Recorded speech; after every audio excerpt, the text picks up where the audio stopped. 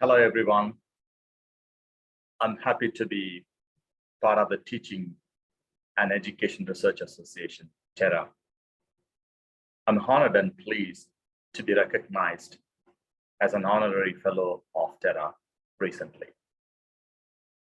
I'm delighted to provide this special session as part of TERA Fellowship Program.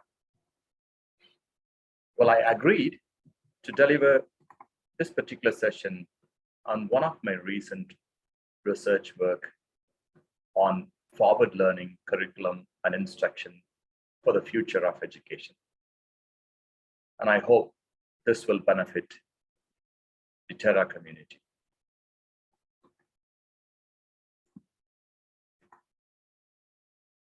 As I open the session, I'd like to explore the topic in the context of the changing nature of the world. We all know the world is changing fast and quick, right? We particularly have witnessed terrific and unprecedented emergence of the pandemic, the wars, and many other unexpected crises that pose the future of the world into critical position. So it indicates that the world is unpredictable. The world is changing rapidly. And this actually increases the anxiety and fear of many of us, particularly the young generation, the young people, students, as they are worried about what is going to happen in their future. Educators are not sure if they are developing students and young people to face this uncertain future, the complex nature of the changing nature of the future. The big question for all of us is, how best are we equipped and prepared to support our young people to face their future with courage and confidence? And what can we do more to help them overcome their fear and anxiety about the future, which is unclear? These and other similar questions triggered me to speak about the topic of today, forward learning curriculum and instruction for the future of education. So we understand that the future of education is going to be complex and unpredictable, and it can create a kind of uncertainty around all of the things that we will be doing in the future. So we need to have a specific or a suitable strategy in which we can take our learning, our curriculum and instruction in a most suitable manner that would be appealing to the future of education. So, well, while we see that the world outside is changing fast and quick, in contradiction, the educational institutions are not changing at the same speed. Recently, I met a friend of mine who's a human resource manager in a leading IT company. He shared his disappointment with education and young graduates. He argued that educational institutions continue to behave as ivory towers and are unable to adapt at the speed the job market and the world outside is changing. So they're very slow to catch up. And the reasons for his disappointments are very interesting to note. Said universities or education continue to use outdated curriculum and the use of traditional and boring teaching methods. The lack of focus on employable skills or some of his reasons for his disappointments. We can imagine his frustration as some disciplines, such as computer science and ICT, are fast changing compared to others. This experience in particular made me think and reflect on why this is happening and how can we overcome this. How can we take educational institutions, transform and reform the educational process in compliance to the changes that is happening in the out world, in the job market particularly. Well, while reflecting on forward learning curriculum and instruction, it is essential for us to understand the emerging trends in the job market, macroeconomic global impacts, what's happening in the world outside has to be known well. The socio-political dynamics influencing society, the technological and scientific advancement shaping our future, and even the very moment we live now. Well, an awareness to such emerging trends and shifts will help us to deal with them effectively, while ignoring them and neglecting them might leave us behind.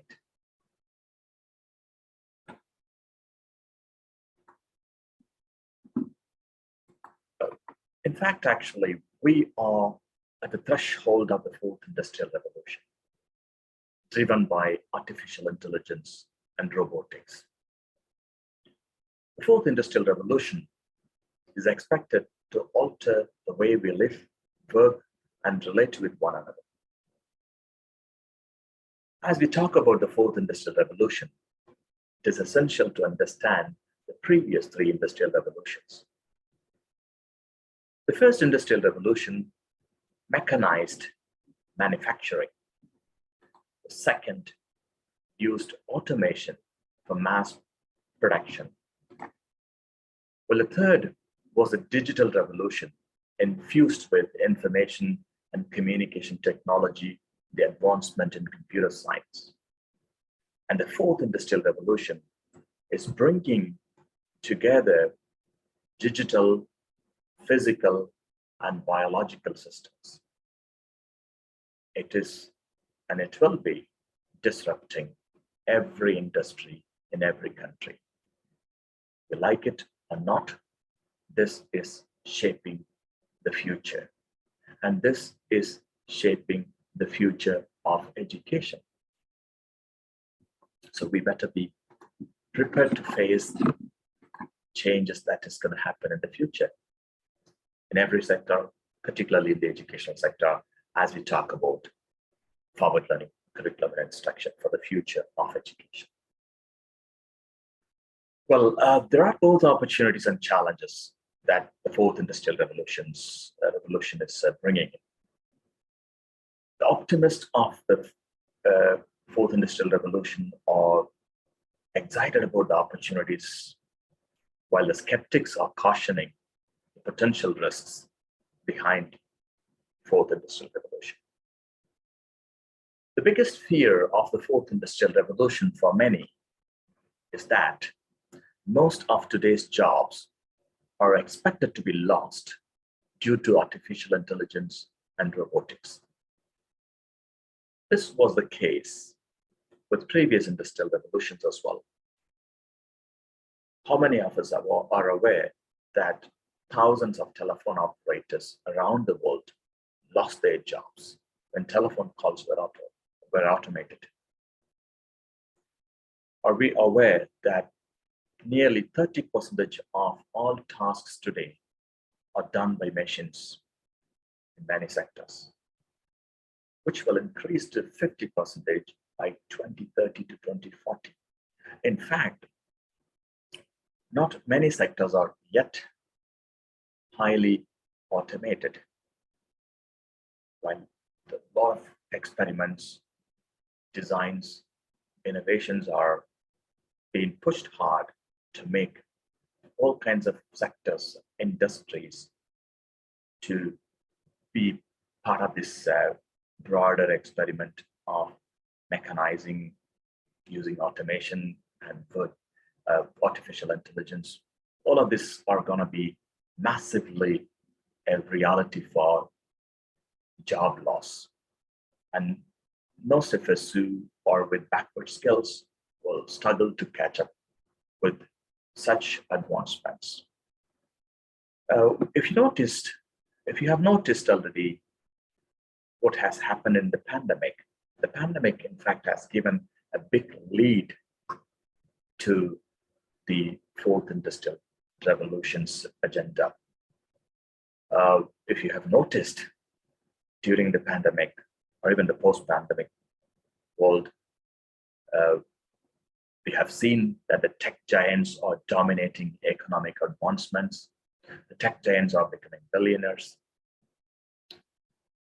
It is predicted that millions of current jobs will be lost due to the fourth industrial revolution, while millions of new jobs are promised to be created by the fourth industrial revolution. So there will be this chaos and complexity of some jobs are going away while new jobs are coming in. But the question, how many are going to come in, how many are going to go, that equation is yet unclear. The world is already grappling with unemployment, and particularly the fourth industrial revolution might actually increase the size of the graduate unemployment due to the lack of future skills that the current graduates are holding, present or the past skills, not yet the future skills. We don't know what's going to be in the future, so we don't know how to develop that skills yet. So the paradox is that we see thousands of unemployed graduates, while thousands of jobs are available in the job market. What's happening is the lack of future skills, or a mismatch between one's ambition and the required skill sets. This means there's a huge demand for new skills for the new jobs in the future. Education, therefore, must focus on such new skills and knowledge, enabling students for the future jobs. Particularly, we need to be reminded that the future job market will seek future skill sets. Therefore, there is a clear calling for reskilling through lifelong learning and life-wide learning. How best can we actually package this lifelong learning that is going to develop the required future skills in our graduates that are in our current system? So, in fact, actually, we are in the threshold of Education 4.0, right? The future of education, otherwise is called as Education 4.0, which is expected to focus on future skills and reskilling current graduates to catch up with the future requirements.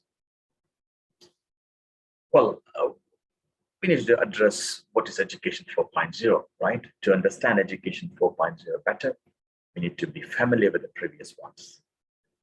Education 1.0 was largely teacher-centered and memory-based. This is the first generation education. And Education 2.0, which is linked to the second industrial revolution, was largely content-driven and outcome-based. And Education 3.0 became more student-centered, knowledge-based, was also been strongly supported by technology. Whereas Education 4.0 is expected to be driven by creativity, innovation, and technology. So we are in the verge of Education 4.0, which is propelled by the fourth industrial revolution, expecting education sector to comply with the economic, social, and technological changes it is assumed that education must help our students to get better professional opportunities in the future with required advanced future skills.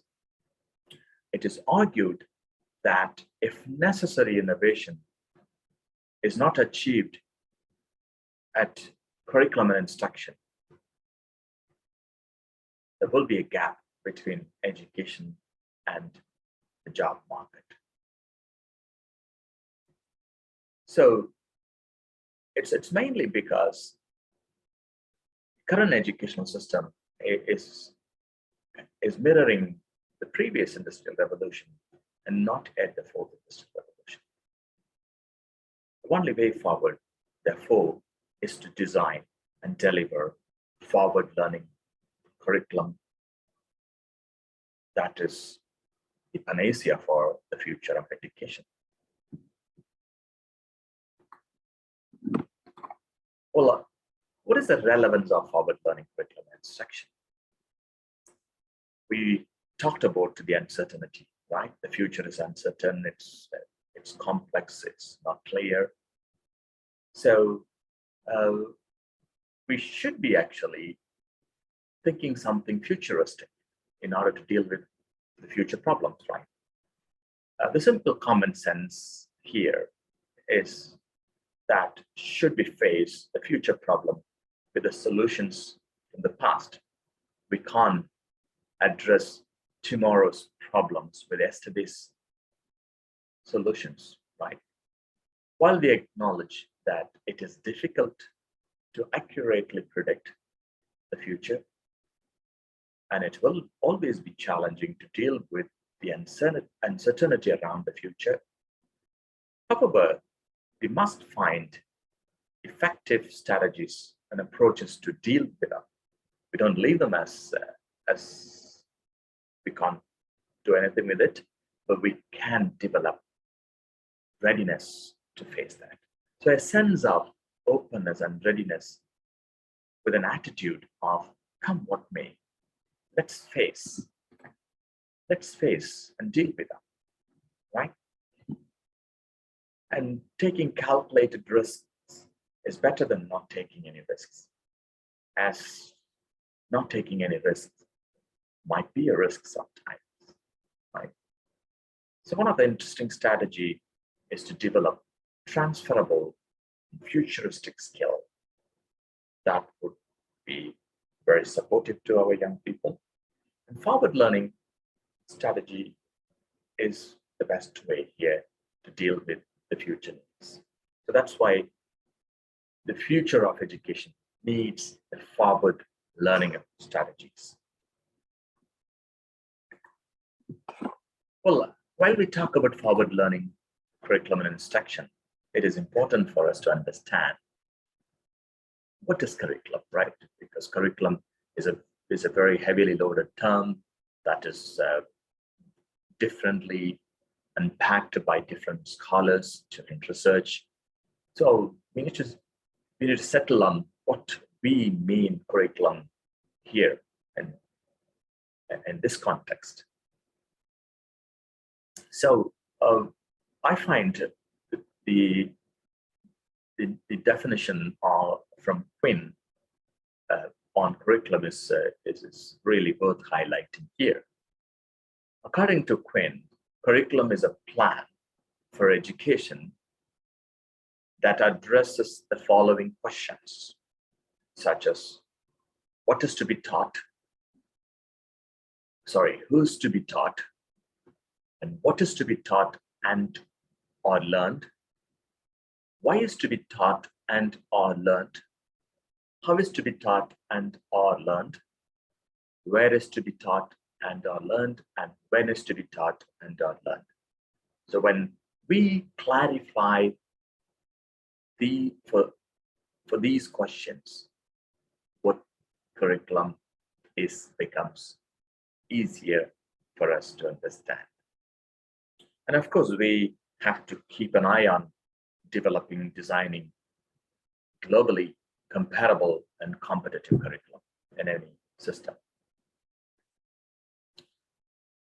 It is interesting to highlight the notion that Stenhouse mentioned long ago,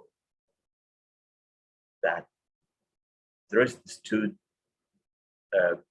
approaches to curriculum. One is to understand what is the intended curriculum and what is the achieved or the outcome of the curriculum. We have to see the two, what we intended and what we achieved. And if there is a gap between the two, there is some problem there. We didn't achieve what we wanted. And the gap will always be there. It's possible. But then we need to see how big is the gap, right? If it is smaller, we manage to achieve reasonably well. If it is bigger, then we need to think carefully about what to go well with the curriculum in our future plans. Well, we understood what is curriculum. Now we need to understand what is the instruction, or otherwise pedagogy, right? Instruction or pedagogy or teaching is a method and practice of teaching, right? So pedagogy is the method of teaching. So how do you teach? What style you follow? What approach you have to teach? There's no one style.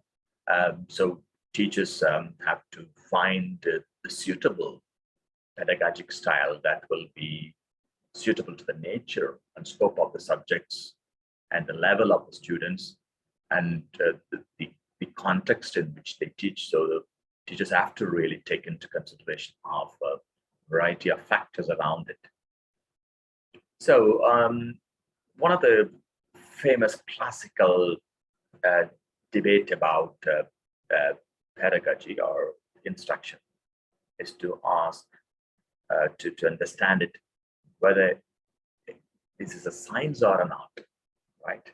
Is teaching a science or an art? For many, it is both, right? It's both science and art. You have to approach scientifically as well as using an artistic sense. The following interesting principles of effective instruction is worth highlighting here, particularly to understand the analysis of the subject matter and students' need prior to the teaching of that subject. So what subject we teach and who we teach is very important for us to plan the pedagogic style. And the specification of the objectives of the course is important, as we will have to list what we want to achieve in a particular course or a module that we deliver, so we can really clearly create a boundary in which we can achieve what we want. So that clarity has to be there. And sequencing of the objectives in terms of the subject matter, coherence, and student ability has to be ensured, particularly to see what are the tasks that we need to achieve in order to reach those objectives that are stipulated in a particular course, and what level is required from students, what is their ability, what ability of students are required to achieve these objectives has to be indicated. We know a lot of theories are there, learning theories and teaching theories that are supportive to understand this dynamics, such as the cognitive load theory, where we understand the nature of students have to be kept in mind. The level of appropriateness has to be in mind when we design a curriculum and when we deliver it. And then the selection and development of appropriate methods and media in order to achieve these objectives have to be carefully selected as well. So what medium we are going to use in terms of the language of instruction, in terms of the technology used, in terms of the methods and styles applied, all have to be carefully picked as suitable to the nature of the subject and to the nature of the students. And obviously the evaluation of the outcome of the instruction has to be made in a strategic manner that it will feed again back to the process to support better practices. Revision of the objectives, content, instructional approach, all have to be in the light of the evaluation results. So evaluation of the curriculum and evaluation of the instruction will have to support in the revision of all of them. So that's going to help to refine and improve the whole process. Well, now we have unpacked what is curriculum, what is instruction. Now let's move to our main focus on what is forward learning curriculum and instruction. Well, forward learning, as I have already proposed, that the forward learning curriculum and instruction is the panacea for the future of education. It's the only way that we can catch with what is going to happen in the future. So the forward learning curriculum and instructional practices mainly expect us to shed some of our old habits and embrace futuristic approaches that are supported by advanced research, theories, and practices and methods. The post-pandemic world in particular is expecting a great reset, right? And education, especially curriculum and instruction, must consider relating to this great reset and to connect to what is going to be the future reality, rather than carrying out with what we have come so far. Of course, we can rely on our expertise, our resources that we have built so far, but we need to customize them to fit into the future needs. To keep it simple, I want to break down forward learning curriculum and instruction into 3 simple steps. The first is designing, the second is delivering, the third is assessing.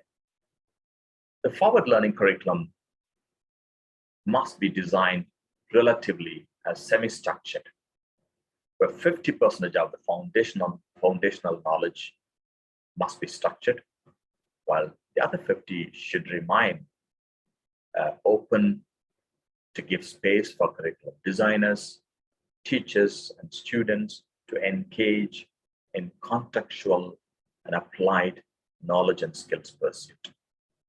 The delivery and assessment of the forward learning curriculum must embrace a variety of pedagogical and assessment strategies suitable to the nature, scope, and applicability of the subjects, the level of the students, particularly to meet the smart learning environments and the millennial Gen Z learners. Here are some of the important parts to move forward with forward learning curriculum and instruction. Technology is rapidly changing and is becoming optimally user-friendly. Therefore, we could integrate technology meaningfully in curriculum and instruction. As most of the future employees will be working in a tech-enabled work environment, it would be necessary to tech inculcate students to be future ready. And futuristic forward learning curriculum must be frequently updated and research focused, having space for creativity and innovation for both instructors and learners. There must be space and readiness to fill any emerging gaps, allowing students to focus on their specialization as early as possible would be advantageous. Enabling learners to take responsibility of their learning would be favorable. As the future work nature is going to be precise, might be good to think of precise curriculum and instruction at some level, while continuing to focus on foundational knowledge is an asset. Developing students with both technical and soft skills are important, as some of the soft skills are very universal and are durable for a long time, that they can transfer to any sector or any profession that they will be embracing. Some of the soft skills such as public speaking, presentation skills, interpersonal relationship skills.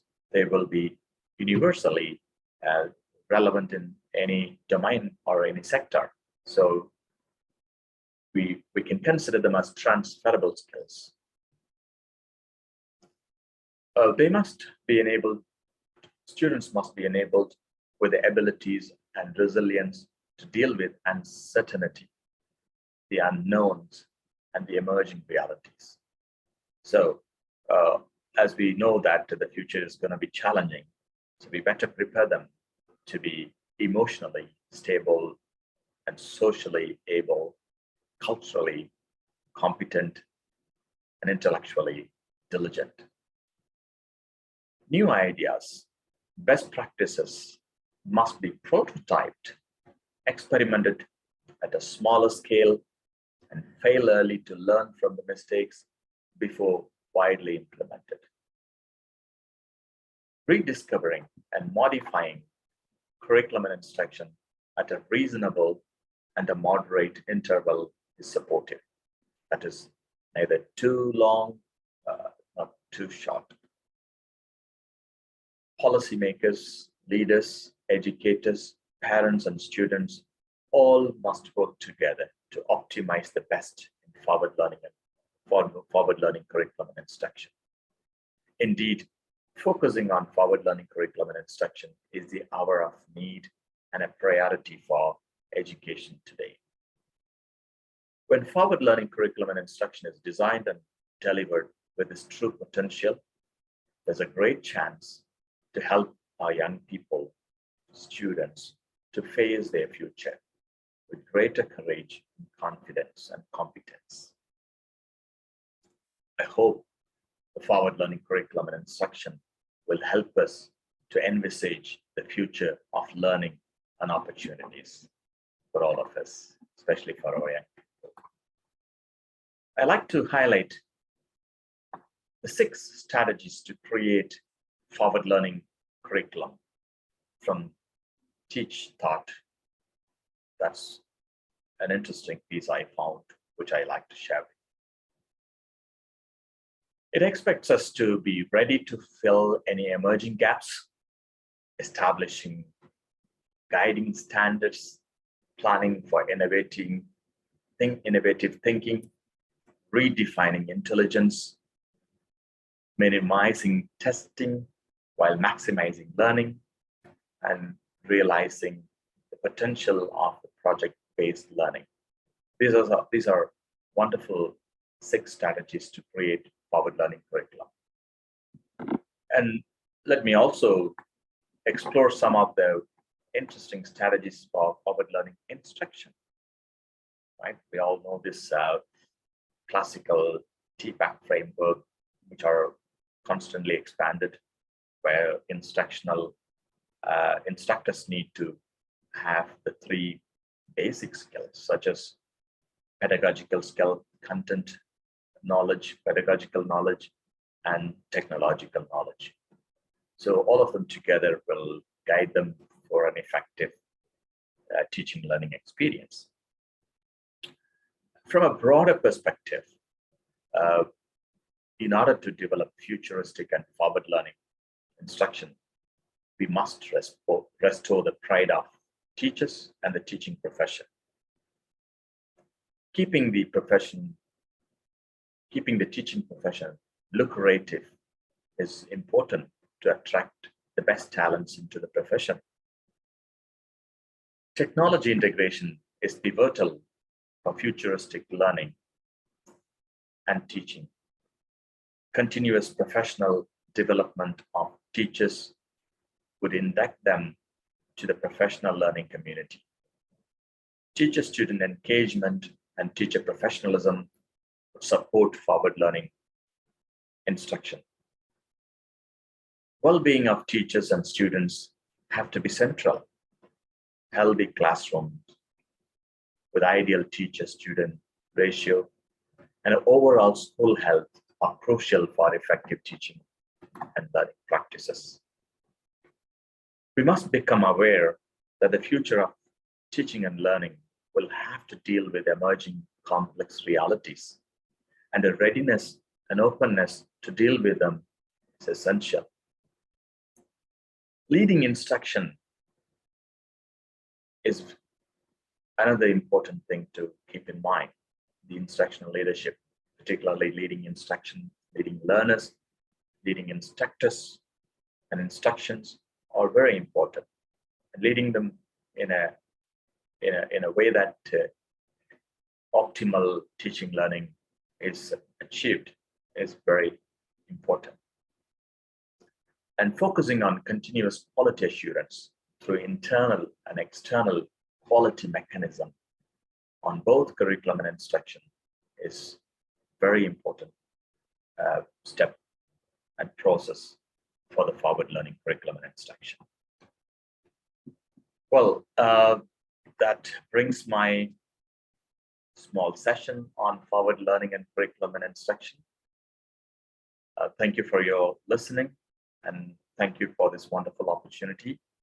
I'm happy to answer any of your questions that are in line of my argument and reflection. Feel free to contact me for a follow-up communication or clarification on this session, and looking forward to hearing your input on this.